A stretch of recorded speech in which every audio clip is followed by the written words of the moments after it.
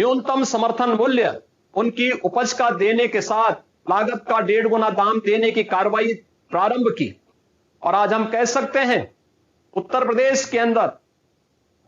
2,54,00,000 से अधिक किसान आज के दिन पर प्रधानमंत्री किसान सम्मान निधि का लाभ प्राप्त करता है। पूर्वी उत्तर प्रदेश हो या पश्चिमी उत्तर प्रदेश, मध्य उत्तर प्रदेश हो या बुंदेलखंड, प्रत्येक जगह का किसान आज भारतीय जनता पार्टी की डबल इंजन की सरकार का लाभ ले रहा है। हमारा पश्चिमी उत्तर प्रदेश का किसान न तो उसके गन्ना मूल्य का ही भुगतान हो पाता था। 2017 में जब प्रदेश में भारतीय जनता पार्टी की सरकार बनी थी, 8 से 10 वर्ष का गन्ना मूल्य का बकाया था। पिछली दोनों समाजवादी पार्टी और बहुजन समाजवादी पार्टी ने 21 चीनी मिलें बेची थी, लेकिन पिछले 5 वर्ष के दौरान उत्तर प्रदेश के अंदर कोई चीनी मिल बिकी नहीं। इन 5 वर्षों के दौरान कोरोना कालखंड में भी सभी 119 चीनी मिलों का संचालन हुआ। और जब तक गन्ना किसानों के खेत में गन्ना है, तब तक चीनी मिलें उत्तर प्रदेश के अंदर चली हैं। रिकॉर्ड मात्रा में चीनी का उत्पादन होने के साथ ही हम आभारी हैं आदरणीय प्रधानमंत्री जी के गन्ना किसानों के हित के लिए उन्होंने इथेनॉल की पॉलिसी को शुगर केन से सीधे इथेनॉल बनाने के इस कार्यक्रम को अपनी सहमति दी। और उत्तर प्रदेश आज इथेनॉल बनाने वाला देश का सबसे बड़ा राज्य है और उत्तर प्रदेश के किसानों को इसका सर्वाधिक लाभ भी प्राप्त हुआ है। उत्तर प्रदेश ने अब तक 1,57,000 करोड़ रुपए से अधिक का गन्ना मूल्य का भुगतान किया है। समाजवादी पार्टी और बहुजन समाजवादी पार्टी की 10 वर्ष की सरकार के भी कार्यकाल को अगर हम जोड़ेंगे तो भी उन दोनों की 10 वर्ष के कार्यकाल के दौरान इतना उन्होंने गन्ना मूल्य का भुगतान नहीं किया जितना भारतीय जनता पार्टी की डबल इंजन की सरकार ने। हम सब जानते हैं इसमें एक्सपोर्ट सब्सिडी भी भारतीय जनता पार्टी की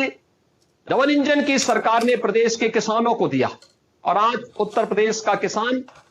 न केवल खुशहाल है बल्कि अपनी आय को दुगना होने, सिंचाई की लंबित परियोजनाओं को प्रधानमंत्री कृषि सिंचाई योजना के माध्यम से बाण सागर की परियोजना रही हो, सरयू नहर राष्ट्रीय परियोजना रही हो, अर्जुन सहायक परियोजना जैसी परियोजनाएं रही हो, मध्य गंगा परियोजना रही हो, इन सभी परियोजनाओं के माध्यम से लगभग 18 ऐसी सिंचाई की परियोजनाएं जो लगभग 3 दशक पुरानी थी, पिछली सरकारों की उपेक्षा का दंश झेल नहीं थी, किसान परेशान था, आज ये सभी सिंचाई की परियोजनाएं पूरी हुई और आज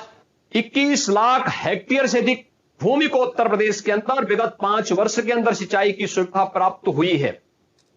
उत्तर प्रदेश आज न केवल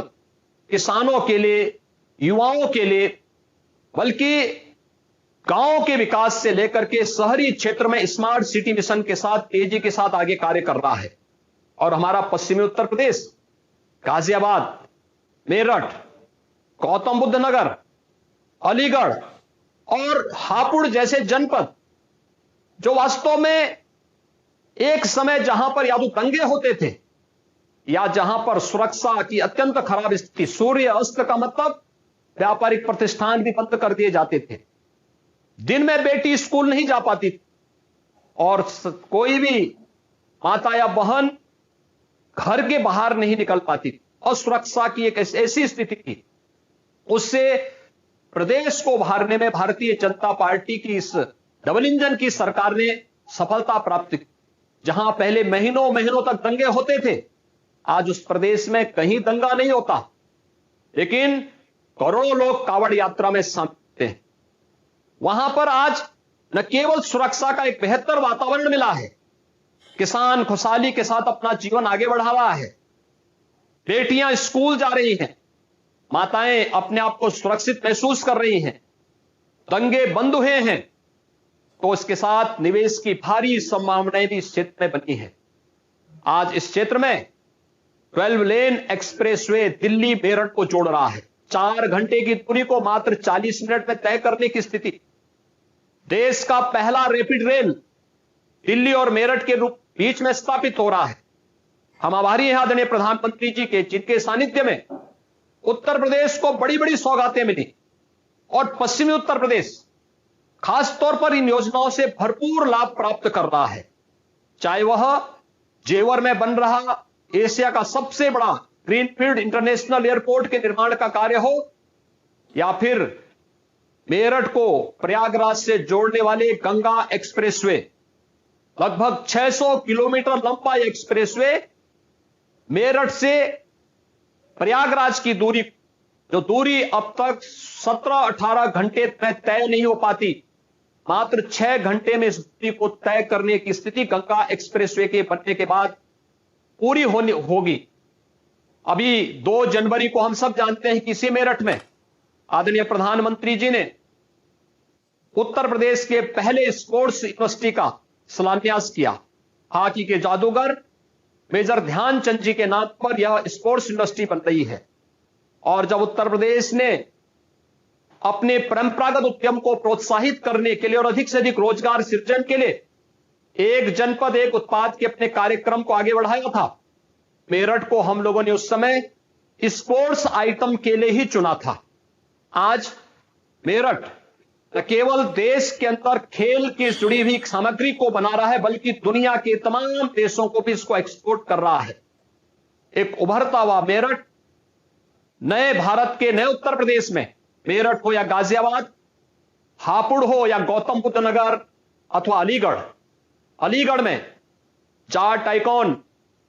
जिन्होंने 1915 में गुलाम भारत में एक अंतरिम सरकार का गठन अफगानिस्तान में रह करके कर दिया, राजा महेंद्र प्रताप सिंह के नाम पर प्रधानमंत्री जी ने सितंबर में विश्वविद्यालय के शुभारंभ का कार्य अलीगढ़ के अंदर किया। अनेक ऐसे कार्यक्रम आज जो पश्चिमी उत्तर प्रदेश को विकास की इस प्रक्रिया में कई गुना लाभ प्रदान कर रहे हैं। आज जब एक बेहतर वातावरण के अंदर न केवल सुरक्षा का, न केवल गरीब कल्याण योजनाओं के माध्यम से हर एक गरीब को मकान देने की कार्रवाई, हम आभारी हैं आदरणीय प्रधानमंत्री जी के, जिन्होंने 5 वर्ष में उत्तर प्रदेश को 43.5 लाख प्रधानमंत्री आवास उत्तर प्रदेश के गरीबों को दिए हैं। और अभी यूनियन बजट में 80 लाख गरीबों को फिर से आवास, प्रधानमंत्री आवास उपलब्ध कराने के एक बड़े लक्ष्य को लेकर के आगे चले हैं। हम आभारी हैं कि उत्तर प्रदेश आज देश के अंदर डबल इंजन की सरकार के साथ न केवल देश की दूसरी बड़ी अर्थव्यवस्था बनने की ओर अग्रसर है, बल्कि उत्तर प्रदेश की प्रति व्यक्ति आय भी 5 वर्ष में दुगनी हुई है। इस अवसर पर आज पश्चिमी उत्तर प्रदेश के इन 5 जनपदों मेरठ, गाजियाबाद, हापुड़, गौतम बुद्ध नगर के नोएडा और अलीगढ़ कि 23 विधानसभा क्षेत्र के कार्यकर्ताओं के साथ साथ जनता जनार्दन को आदरणीय प्रधानमंत्री जी का सानिध्य प्राप्त हो रहा है। मैं इस अवसर पर